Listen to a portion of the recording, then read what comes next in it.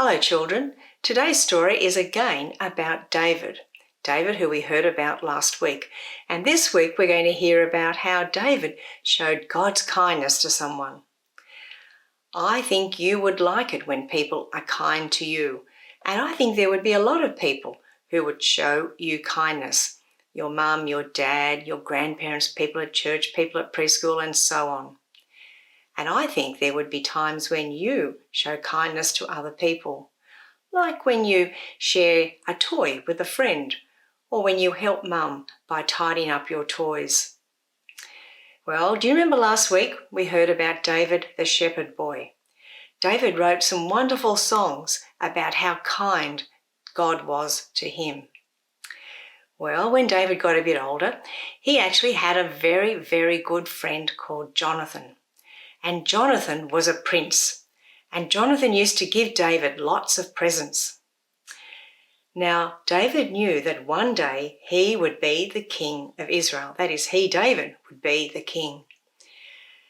And he gave Jonathan a promise. He said to Jonathan, "Jonathan, I will always be kind to your family.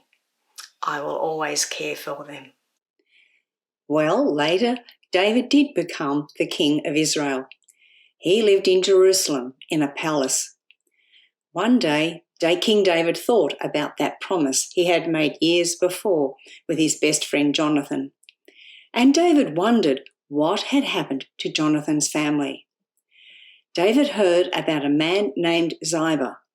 Ziba used to work for Jonathan's family. David sent for Ziba.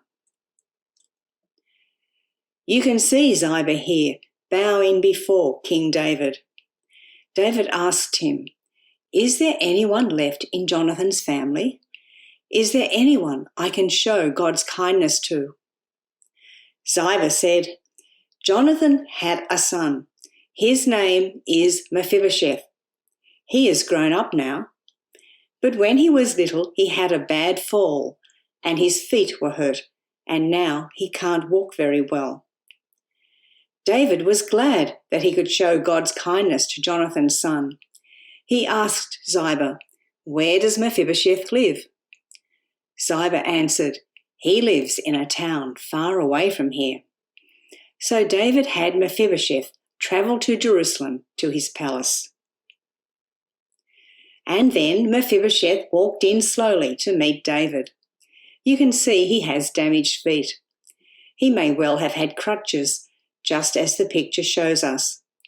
He bowed down in front of David, and as he did, he wondered why the king had called for him. I think he was a little bit afraid. David said, "Don't be afraid. Your father was my good friend. I want to give you back the land that your family used to own. I would like you to live in Jerusalem. That way you will be near me, and you will always eat at my table." David asked Ziba to come back. David told him, "I want you and your sons to take care of Mephibosheth's land for him." Mephibosheth was very happy. David had showed God's kindness to him. Now he had land, a new home, and he would always eat at the king's table.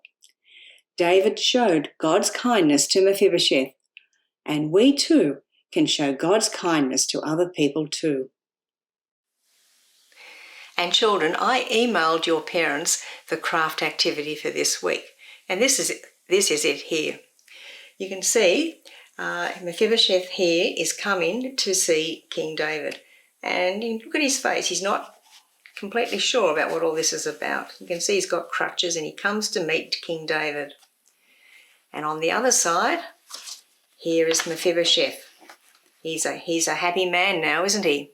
Because David has shown him God's kindness. And David is saying to Mephibosheth, "Come and share my table. Come and have the great food at my table." And Mephibosheth moves along here, and you'll be able to move Mephibosheth along here to go and eat dinner with David. And that's the craft for this week. And if you have some spare heart stickers, you can put them on the craft as well, just to remind you that it's God's love that David showed to Mephibosheth, God's kindness that David showed. I hope you have a really good week, and I hope that you think about how you can show God's kindness to other people too. Goodbye.